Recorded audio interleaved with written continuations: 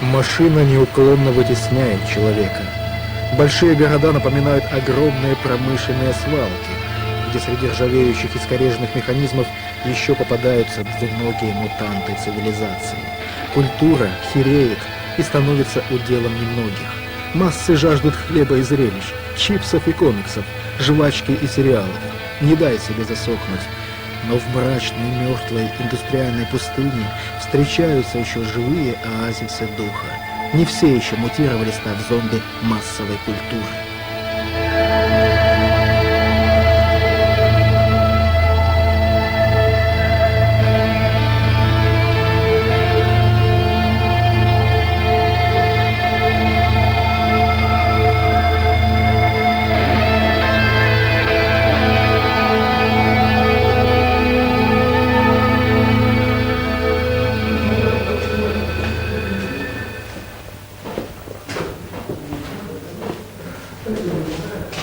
Там на поверхности уже почти все кончено.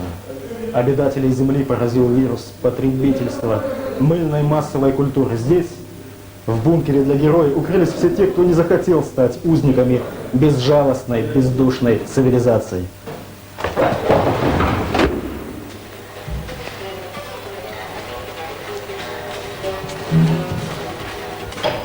Здорово, мужики!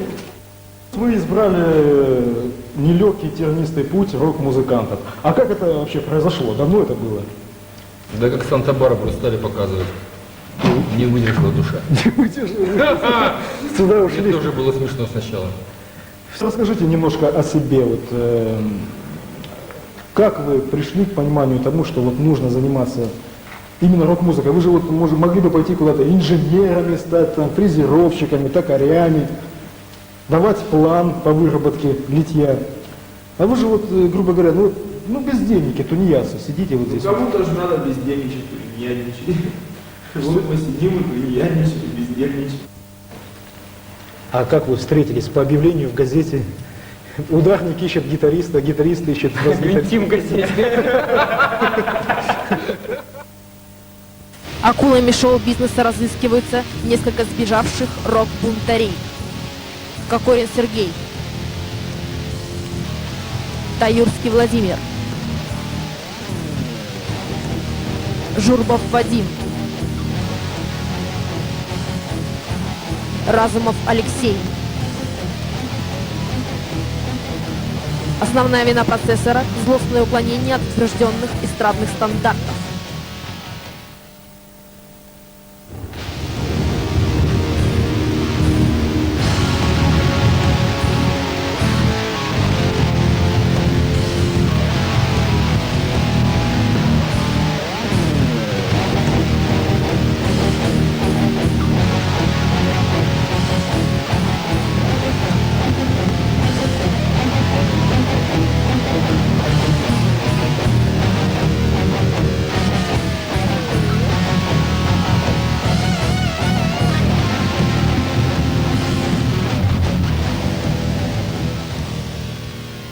У нас есть люди с музыкальным образованием, есть без музыкального образования. Каждый воспитывался на чем-то своем, но Есть вообще никакого образования. да.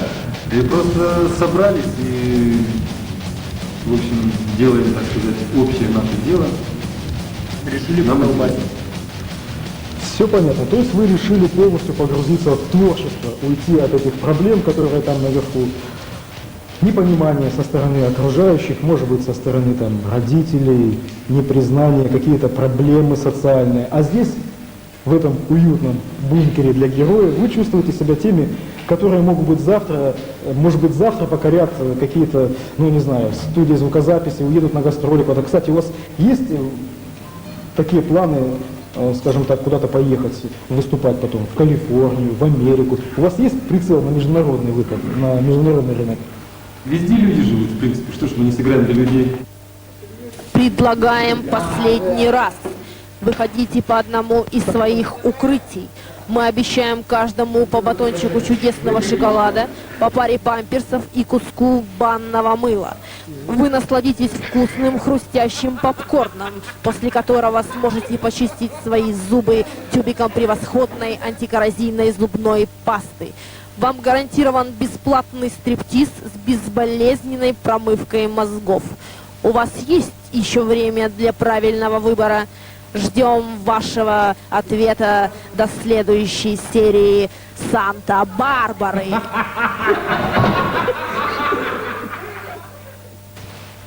Вы так вечно и будете сидеть в андерграунде? Или вам нужен все-таки выход на аудиторию? Нужен. Обязательно. Конечно, замкнуться в себе никак нельзя. Были какие-то уже периоды, когда вы участвовали в каких-то фестивалях, все это самое. в концертах? Как воспринимала публика?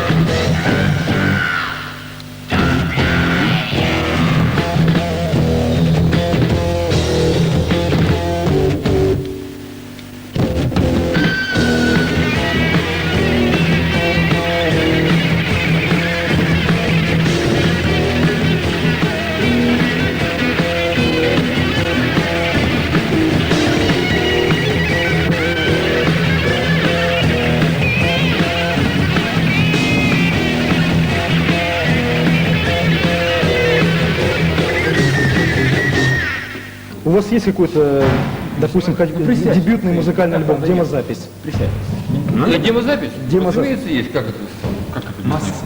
Причем как не стараться сделать это как можно качественнее, все равно получится все равно только демозапись. На нашу продукцию спроса не так много, может быть, не в таком количестве это. Но есть у нас определенная категория людей, которые нас слушают, и мы, собственно, для них и работаем. Для того, чтобы изменить вообще культуру, это нужны колоссальные средства и колоссальные, не знаю, моральные какие-то супер воздействия. Потому что у нас... А вы пытались выйти на какие-нибудь, грубо говоря, денежные мешки, которые бы заинтересовались вашими идеями, вашим творчеством, чтобы они вас, ну как это делается, раскрутили, сделали звездами?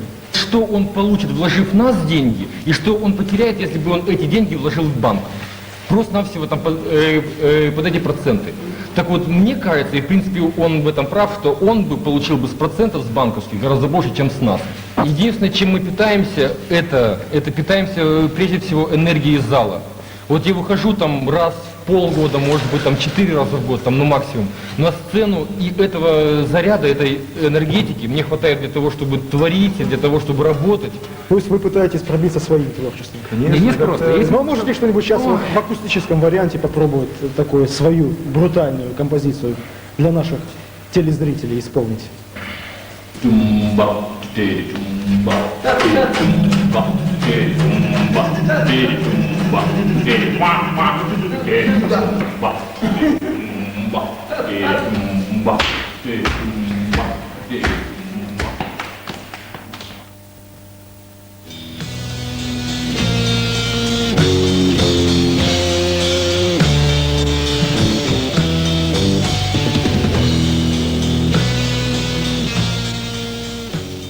Бункер для героя – это условное место обитания всех тех, кому есть что сказать миру, но кто не хочет превращать свою исповедь в дешевую разменную монету. Те, кто могут помочь с записью альбома, с организацией гастролей, с раскруткой по радио и телевидению, требуют от исполнителей моментальной коммерческой отдачи, чтобы средства, потраченные на темную лошадку, с лихвой окупились. Значит, надо петь для массового потребителя. Про белые розы и голубые глазки, про лаванду и 3 кусочка колбаски. Значит, надо пополнить ряды бездарной отечественной попсы. Значит, надо просто продать свою душу. Группа «Процессор» лучше останется в своем бункере. Бункере для героя.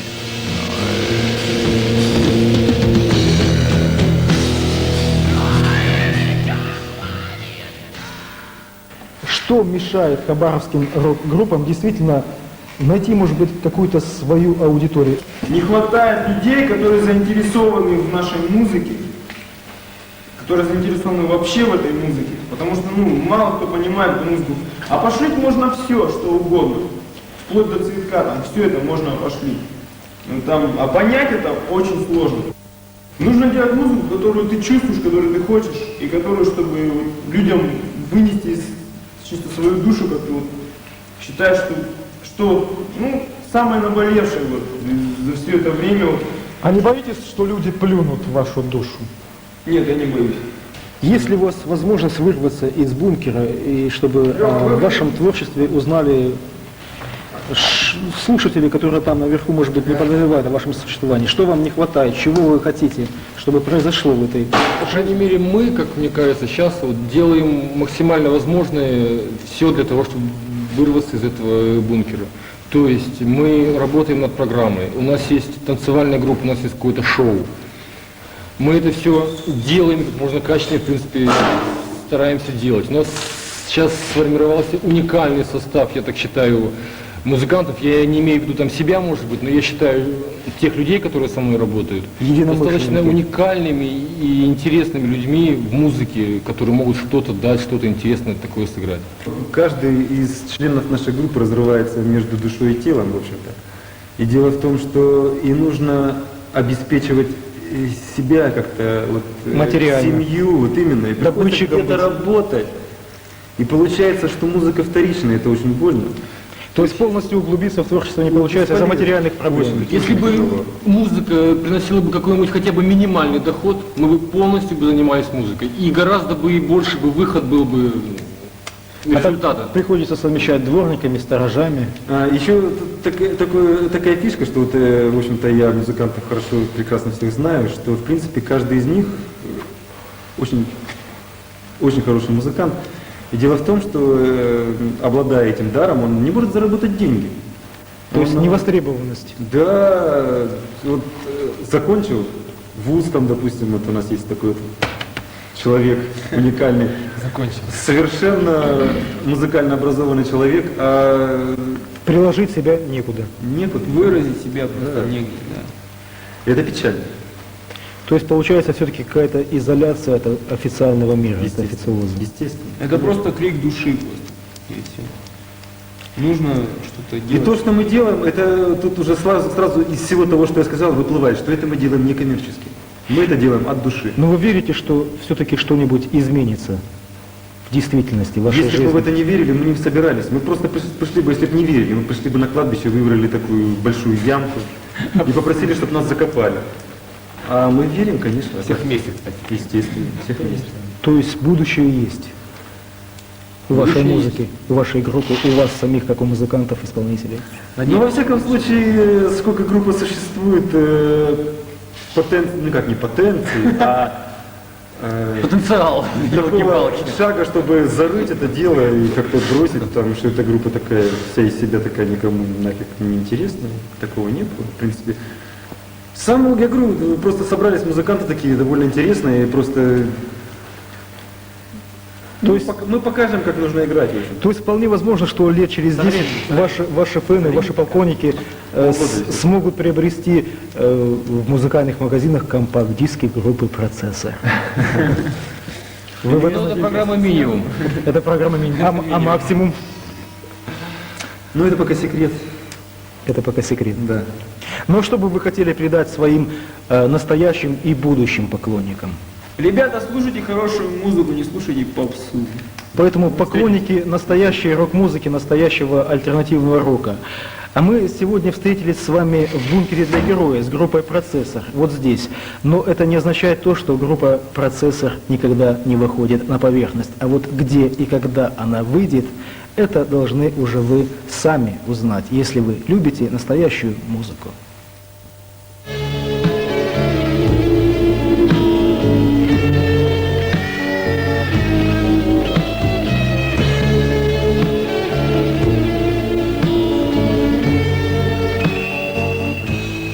Многие жалуются на упадок современной культуры.